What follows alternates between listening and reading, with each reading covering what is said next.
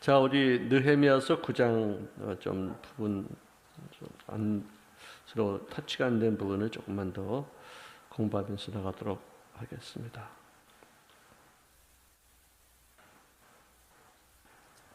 30절입니다. 9장 30절부터 38절까지 한번 읽겠습니다. 우리 함께 읽겠습니다. 시작. 그러나 주께서 그들을 여러 해 동안 참으시고 또 주의 선지자들을 통하여 주의 영어로 그들을 경계하시되 그들이 듣지 아니하심으로 열방 사람들의 손에 넘기시고도 주의 국리를 아주 멸하지 아니하시며 버리지도 아니하셨사오니 주는 은혜로우시고 불쌍히 여기시는 하나님이시리라. 우리 하나님이여 광대하시고 능하시고 두려우시며 언약과 인자하심을 지키시는 하나님이여 우리와 우리 왕들과 방백들과 제사들과 선지자들과 조상들과 주의 모든 백성이 아수르 왕의 때로부터 오늘까지 당한 모든 환난을 이제 작게 여기지 마옵소서. 아멘.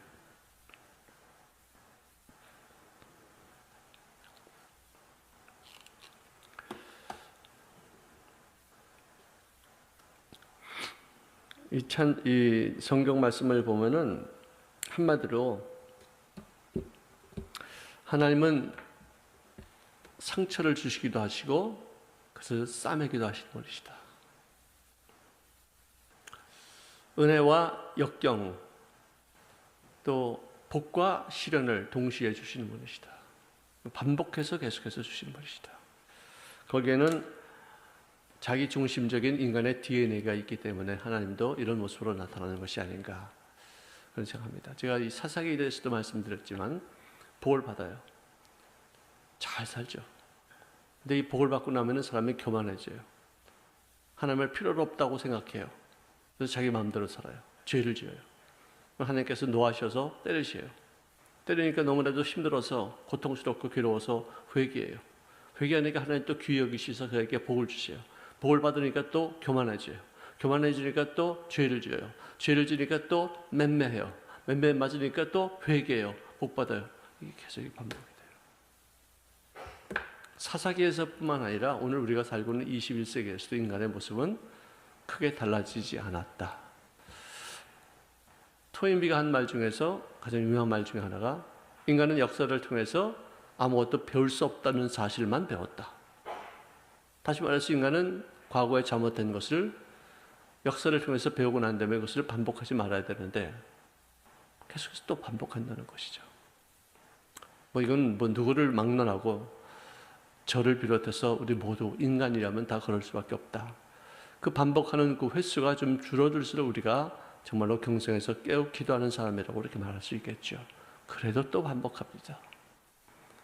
인간은 어쩔 수 없이 잊어버리는 은사가 있고 또 자기 욕심, 자기 어떤 육신의 어떤 소욕을 따라서 움직이려고 하는 그런 본능이 있기 때문에 어쩔 수 없이 이렇게 자꾸만 반복이 되는 것이 아닌가 그런 생각이 들죠.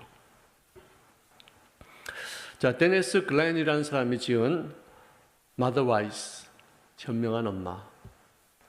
그 책 중에 자유라는 그 편 하나가 있는데 거기서 이런 말이 나와요. 육신이란 무엇인가? 육신적인 기도가 무엇인가? 그 뭘까요? 똑같은 기도를 하는데도 영적인 기도가 있고 육신적인 기도가 있다. 육신적인 기도는 내가 원하는 것을 내가 원하는 때 내가 원하는 방법대로 얻고자 하는 것. 육신적인 기도래요. 자, 그렇다면 이 신령한 기도는 뭐냐? 다시 말해서 나와 하나님과의 주어를 바꾸는 것이죠. 하나님이 원하시는 것을 하나님이 원하시는 그때 하나님의 방법으로 주신다는 것을 알고자 하는 기도.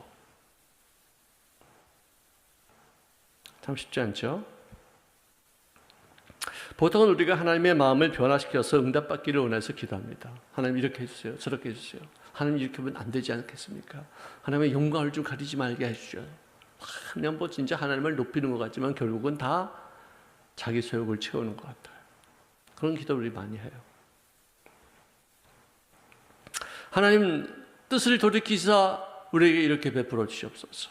하나님, 제가 잘못했으니까 용서하시고 나를 벌하시겠다는 그 모든 마음을 돌이키시고 하나님의 뜻을 이룰 수 있는 삶으로 나에게 복을 나려 주시옵소서. 굉장히 신령한 기도 같지만 사실은 자기 소원을 아뢰는 기도들. 우리는 하나님을 변화시켜서라도 우리가 복을 받기를 원하지만 하나님은 내가 좀 변화받을 수 없겠니? 우리들이 변화를 원하셔요. 우리들이 성장을 원하셔요. 기도 응답 받는 것조차도 그것으로 끝나지 않고 그 기도 응답 받은 것을 갖고 내 인생이 좀 더 성장해라. 좀 더 변화를 받아라. 그렇게 말씀하시죠. 나는 너를 원한다. 즉 나의 변화를 원하시는 하나님. 내가 억울한 일을 당했어요. 나 정말 도저히 이거는 견딜 수 없을 만큼의 아픔이 있는 거예요. 하나님 이거 어떻게 할까요? 이거 삼자 대면을 해야 되니까 한번 밝히고 싶어요.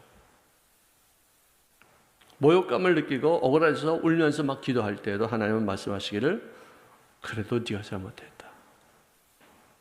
네가 변해라. 그런 경우가 참 많았어요. 제 인생 속에서도.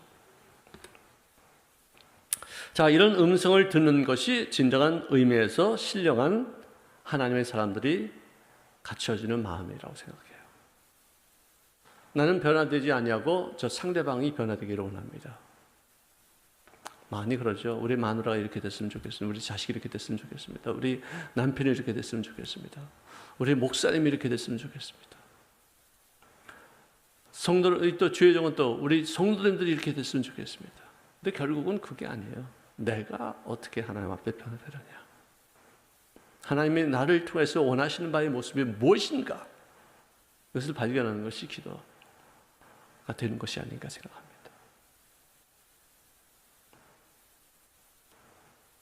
다른 말 할 게 없어요. 탓할 것도 없어요. 누구 원망할 것도 없어요. 나와 하나님과의 사이. 하나님이 나를 통해서 이루고자 하시는 그 뜻을 이루기 위해서 내가 맞춰드리는 삶, 내가 변화되는 인생, 이게 가장 큰 핵심.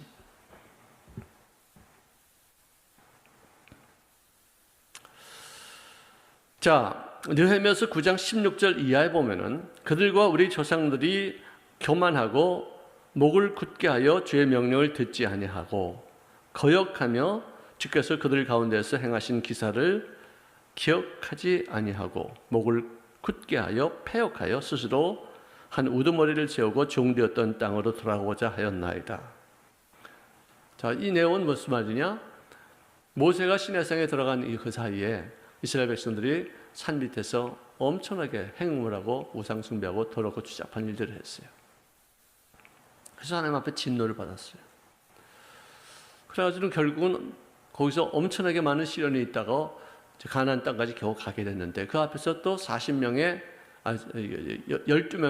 지파 우두머리들, 리더급의 사람들, 그 사람들을 선택해서 가나안 땅에 가서 정탐하다고 왔는데 정탐이 누구는 그러더라고. 왜 정탐을 하게 했는지 모르겠다고. 무조건 거기 들어가서 그냥 믿음으로 하나님이 약속하신 거니까 막 때려부시고 다 그렇게 하면 되는 것이 아닌가. 그렇게 말하는 분도 계세요. 맞는 말이죠, 사실. 정탐할 필요도 없었어요. 왜? 하나님 약속하셨으니까. 근데 모세는 어떻게 하면 더 쉬운 방법, 희생을 좀 줄일 수 있는 방법, 가장 효율적인 방법으로 그 땅을 정복할 수 있는 것인가를 알아보기 위해서 보낸 거였었어요.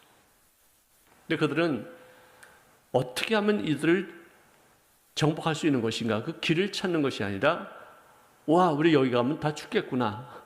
들어가지 말자. 들어가면 우리 다 정말 멸망한다. 하는 그런 결론을 갖고 왔다는 것이에요. 어떤 일을 할 때 되느냐 안 되느냐는 하나님에 맡겨야 돼요. 어떻게 하느냐, 이것이 우리들의 관건이거든요. 한다 안 한다를 우리에게 결정하는 게 아니라 하나님이 하라고 그러면 하는 건데 어떻게 할 것인가를 발견하는 것, 이것이 우리들의 삶이지, 하지 말자 하자, 왜 하나님이 이런 일을 시키겠느냐, 이거 결정하는 것. 하나님은 아브라함 때부터 가나안 땅을 젖과 꿀이 흐르는 땅으로 선물로 주시기를 약속하셨어요. 그건 불변이에요. 근데 이 불변의 어떤 진리를 가지고서 하자 말자가 아니라 하는데 어떻게 할 것이냐, 이걸 찾아야 되는데 이들은 결정권자가 됐어요. 그러니까 하나님께서 나중에 진노하셔서 너희들이 한 말 내 귀에 들렸는데 내 귀에 들린 대로 한번 해줄게. 뒤로 돌아가. 그래서 40년 동안 광야에서 헤매는 거예요. 그래서 이스라엘에서 애굽에서 나온 사람들 20세 이상 돼가지고 나온 사람들은 전부 다 광야에서 다 소멸하고, 갈렙과 여호수아 그리고 20세 미만, 즉 순진해서 어떤 종살이에 익숙지 않은, 노예 문화에 쩌들지 않은 그런 순수한 아이들을 이제 장성했겠죠.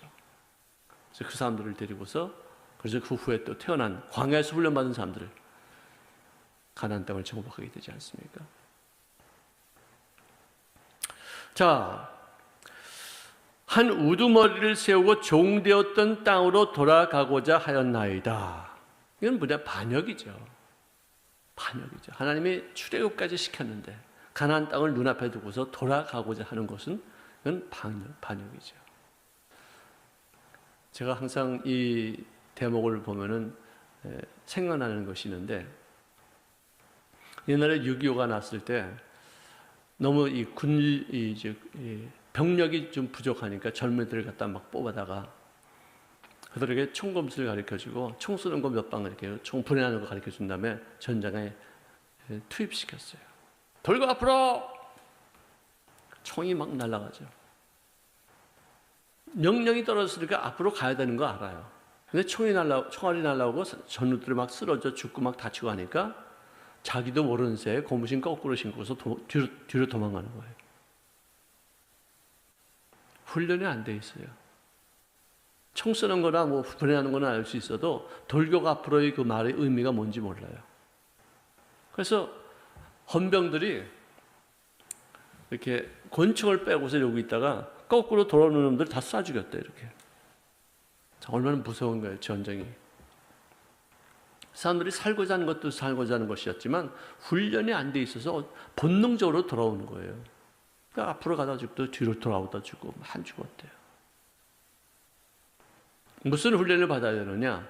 군대에서 제일 먼저 받는 훈련이, 여기 남성들은 다 잘 알아요. 여성들도 잘 알아요. 옛날에는 여성들도 제식훈련 받았는데, 학교에서 제식훈련. 체력, 열중샷, 체력, 앞으로 오니까 저 앞으로 오니까 우회 앞으로 가, 뒤로 돌아니까 제자리에 엎드려 뻗쳐. 팔굽혀펴기 10회 실시한다. 마지막 거는 붙이지 않는다. 일어나! 그래서는 또 쪼그려뜨기 실시한다. 뭐냐, 그냥 명령이 딱 떨어지면 몸이 움직이게끔 만들어요. 그걸 갖다 몇 달 해보세요.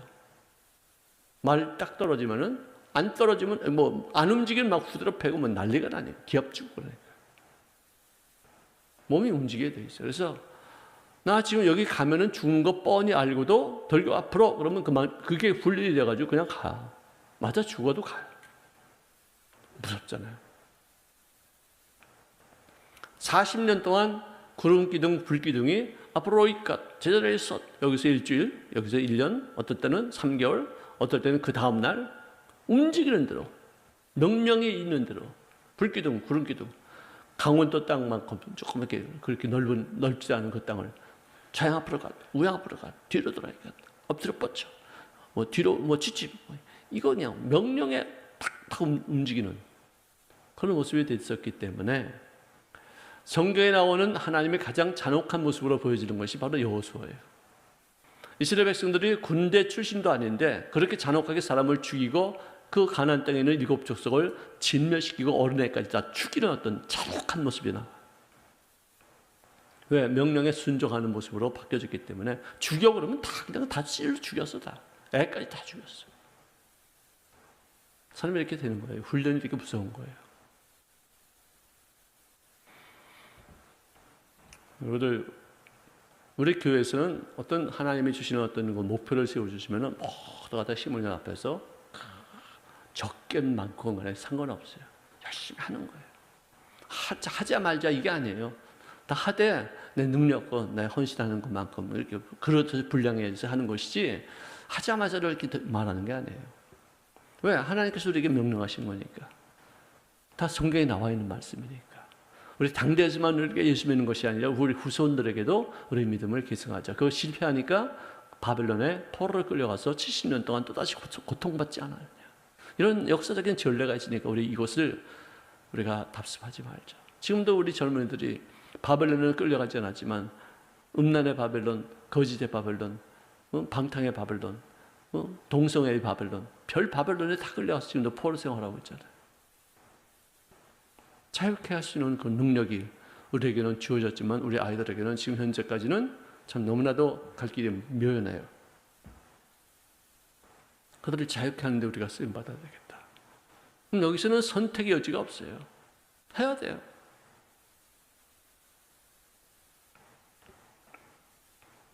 자, 그러나 주께서는 용서하시는 하나님이시라. 은혜로우시며 공의를 여기시며 더디 노하시며 인자가 풍부하심으로 그들을 버리지 아니하셨나이다.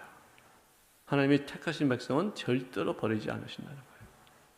반드시 그를 두드려 패스라도 사람 만들어서 주님 앞에 천국 가는 백성으로 만들어주신다.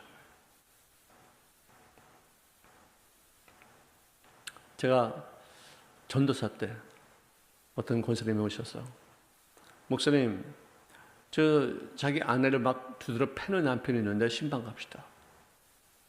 그래서 내가 그때 전도사 때 세상 경험도 없고 뭐 믿음도 이렇게 오랫동안 뭐 가진 것도 아니고 예수 믿자마자 신학교 들어가서 2년 동안 공부하고 나서 전도사가 됐으니까 얼마나 생뚱맞아요. 얼마나 생이야.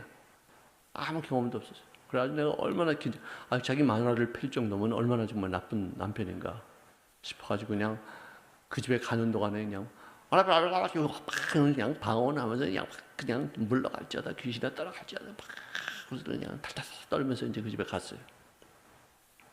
딱 들어가니까 우리 저 권사님이 네, 전도사님 모시고 왔습니다. 그러니까 그분이 신문을 탁 읽고 있다가 전도사님이 왔어요? 어이 그래? 탁 씹었더니 잘 왔어요. 전도사님 들어와. 덩치 쥐고 그냥 목소리도 큰 사람이 그냥 나한테 그냥 난 쫄아가지고 가가지고 무릎 꿇고서 앉아가지고 열심히 이제 또 기도하고서 있는데 전도사님 여기 앉아. 내가 얘기할 게 있어. 그러자라도 만나고 싶었는데 나 이 여자하고 나 이혼 못해. 밤낮 바람 피우고 밤낮 말이지 치맛바람이나 그냥 막 휘두르고 다니면서 노름하고 뭐 땅 샀다고 그러고 뭐 어쩌고 저쩌고 그래가지고 그냥 재산 다 들어먹었지. 그래서 내가 좀 손 좀 봤어. 나 되도록 패스라도 내가 사람 만들지 나 이혼 못해. 딱 그러더라고. 근데 내가 속으로 야 참 멋진 남자네. 야, 훌륭하다. 어떻게 그냥 때렸다는 것만 얘기를 들으니까 나쁜 남자로 보였지만 때린 이유를 알고 있으니까 저 여자가 맞을 만했구나. 그런 생각이 내가 들 정도로 이 남자가 굉장히 멋있어 보여요. 그러더니 막 한참 동안 얘기하는데 아내가 정말 한심해요. 어떻게 이런 아내가 있을 수 있겠던가. 남편은 가정을 지키려고 이렇게 몸부림치는데 아내는 그냥 자유분방하죠. 재산들 막 거덜내고. 그래서 내가 가만히 오다가 은혜 받았어. 내가 신방 마치고서 이제 오는데 은혜 받았어요. 우리 하나님도 나는 너하고 남편과 아내 사이로 이렇게 만드는 이상 내가 절대로 너 이혼 안 해. 난 너 절대로 놓치지 않을 거야. 내가 너를 두드려 패스라도 사람 만들어서 천국 가게 만들 거야. 아마 이러시는 것 같아. 그때 당시 내가 느낌에. 여러분들 그렇습니다. 하나님은 자비로우시사 야단치면서 혼내키면서도 용서하시고 또 기회를 주시고 또 다시 은혜를 베풀어 주시는 분이시다. 왜? 일단 택한 자녀, 택한 당신의 영적인 아내 안 버린다. 내 손에 주신 건 내가 절대로 놓지 않는다. 두드려 패서라도 사람 만들겠다. 천국 가는 백성으로 만들겠다. 이거예요. 지금 우리가 어떤 쓰라린 실패를 통해서 부둥켜 안고 시험 중에 있습니까? 하나님 우리를 사람 만들어가는 과정인 줄로 생각합시다. 변화되고 하는 분에게 합당한 모습으로 더욱 성장의 기회로 삼으시기를 바랍니다. 기도하겠습니다. 사랑하시는 주님 고맙습니다. 누군가의 같은 깊은 갈등으로 인해서 미움과 분노를 이기지 못해 소리도 못 지르고서 고민하며 괴로워하는 인생이 있었사오니 아버지시여, 이것으로 인해서 상대방이 변화되기를 원하는 것보다도 내 자신이 하나님 보시기 합당한 모습으로 성장하시는 기회로 삼게 도와주시기를 원합니다. 갑작스러운 사업 실패도 있습니다. 질병으로 문에 당황하는 분도 계십니다. 전능하신 하나님 앞에 매달림은 병을 치료 안 받기 위해서, 또 사업을 새롭게 하기 위해서뿐만 아니라 무엇보다도 내 자신이 하나님 앞에서 큰 변화와 성장을 이루기 위한, 영적 권세를 새롭게 회복하기 위한 하나님의 새로운 방법인 줄로 믿습니다. 하나님, 이 모든 일들을 올바르게 파악해서 고난과 역경 중에 하나님 원하시는 바의 모습으로 발전하시는 기회를 놓치지 않게 도와주시옵시고, 그 기회를 통해서 하나님의 뜻을 이루어나가는 사람으로까지 성장하시는 귀한 은총을 만끽하며 살 수 있도록 복을 더하여 주시옵소서. 예수 이름으로 기도합니다. 아멘.